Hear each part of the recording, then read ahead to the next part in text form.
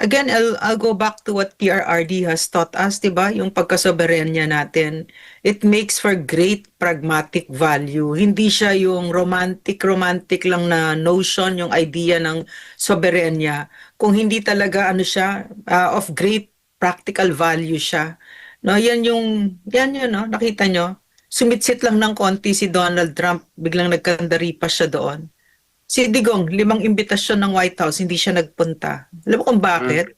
Kasi yung tinatawag niya na historical injustices, hindi niya makalimutan. He couldn't get past it. Pero ito, simitsit lang, punta ka agad. May sona pa Mm. siya. Ha? Tapos how is that a fair deal?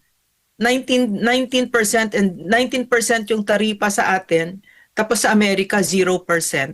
Mm. Paano naging fair yon? 'Di ba? Why is that something na that we should be proud of? Yung mga alam mo yung mga bayad naman talaga yung mga yan, yung media na yan ano. To be able to say something like that, 'di ba? To trumpet it. Paano naging nakakatuwa yon, 'di ba? Sobrang Agree. pambabago yun, sinampal tayo doon, sampal yun sa mukha natin, no? Dinuraan tayo ng Amerika. At si Bongbong Marcos, dinuraan yung mukha niya, ngumiti siya at nagpasalamat siya. Salamat sa dura ninyo. Ganun Mm. ang ginawa niya. Wala akong pake kung siya mag-isa pumunta doon na sarili niya.